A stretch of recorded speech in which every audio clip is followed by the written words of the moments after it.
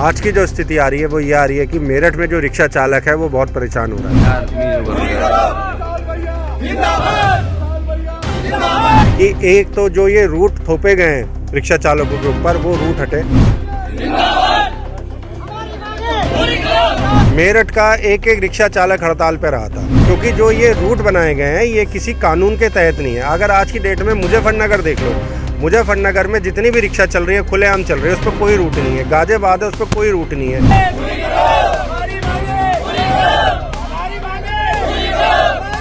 भैया मेरा नाम विशाल दत्त कौशिक है और मैं ई रिक्शा चालक वेलफेयर एसोसिएशन का अध्यक्ष हूँ। ये एक हमारी ई रिक्शा चालकों की यूनियन है और आज हम सैकड़ों की संख्या में लेके डीएम कार्यालय पे आए हैं। डीएम साहब को हमने एक लिखित ज्ञापन दिया है और आज की जो स्थिति आ रही है वो ये आ रही है कि मेरठ में जो रिक्शा चालक है वो बहुत परेशान हो रहा है।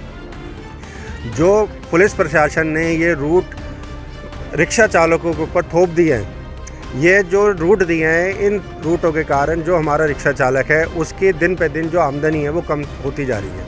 आज की डेट में रिक्शा चालक ये है कि आज किसी रिक्शा चालक ने अगर लोन लेके रिक्शा ली हुई है तो वो जो उसकी किस्त आ रही है 7-8 हज़ार रुपये महीने की, वो अपनी किस्त भी नहीं उतार पा रहा है क्योंकि जहाँ जाओ वहाँ का रास्ता बंद होता है। कोई रिक्शा चालक अगर शास्त्री नगर से चले तो वो हापुड़ अड्डा क्रॉस नहीं कर पाता है। कोई रोडवेज से रिक्शा लेके चलता है रिक्शा चालक तो बेगम पुल क्रॉस नहीं कर पाता है। मांगों को लेकर आज भैया आज हमारी जो डीएम साहब से मांग है वो ये मांग है कि एक तो जो ये रूट थोपे गए हैं रिक्शा चालकों के ऊपर वो रूट हटे। दूसरी जो हमारी मांग है वो ये है कि रिक्शा चालकों का कोई भी एक स्थायी स्टैंड नहीं है।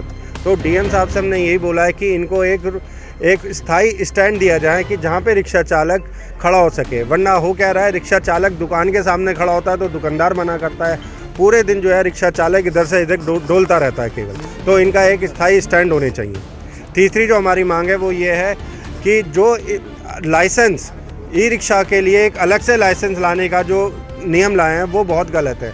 अगर एक लाइसेंस से एक ट्रक चल सकता है, गाड़ी चल सकती है, टेम्पो चल सकता है, तो रिक्शा के लिए अलग से लाइसेंस क्यों दिया जा रहा है? उसके बाद उसके ऊपर एक बात और थोपी जा रही है कि अगर किसी रिक्शा चालक ने अपना लर्निंग लाइसेंस बना दिया तो अगर उसे पक्का करना है तो उसके लिए भी उसे एक ट्रेनिंग लेनी पड़ेगी। उसके नाम पे वो 1,000-2,000 रुपये देना पड़ रहा है उसको। तो रिक्शा चालक गरीब है, कोई ये बहुत मालदार आदमी नहीं है। हम डीएम साहब से मिले हैं। डीएम साहब ने हमें आश्वासन दिया है कि हमारा जो ज्ञापन है वो आगे एसपी ट्रैफिक साहब को भेजेंगे और जो भी इसके प्रोसीजर है उस प्रोसीजर के थ्रू वो हमारे ज्ञापन को आगे भेजेंगे और हमारी मांगों को पूरी करने की कोशिश करेंगे। भैया देखो, हम 25 अक्टूबर को मेरठ का एक एक रिक्शा चालक हड़ताल पर रहा था।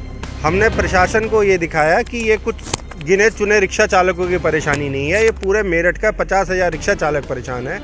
हड़ताल भी करी है। अगर भैया मैं आपको एक बात बताऊं, अगर अभी भी हमारी मांग पूरी नहीं होती तो मैं यहाँ पर ये बात बोलना चाहता हूँ कि रिक्शा चालक बहुत परेशान हो गया और एक परेशान आदमी क्या करे। अगर हमें ज़रूरत पड़ी तो हम जहाँ तक इसके ऊपर कोशिश करेगी, अगर कानूनन कार्रवाई भी करनी पड़ी तो हम कानून का कोर्ट का रास्ता भी अपनाएंगे क्योंकि जो ये रूट बनाए गए हैं ये किसी कानून के तहत नहीं है। अगर आज की डेट में मुजफ्फरनगर देख लो, मुजफ्फरनगर में जितनी भी रिक्शा चल रही है खुलेआम चल रही है, उस पर कोई रूट नहीं है। गाजियाबाद है, उस पर कोई रूट नहीं है। बुलंदशहर में कोई रूट नहीं है। तो क्या मेरठ के लिए ये नया नियम आया है? हापुड़ में कोई रूट नहीं है। तो क्या कोई भी नया नियम आएगा वो सबसे पहले इम्प्लीमेंट मेरठ में ही होगा?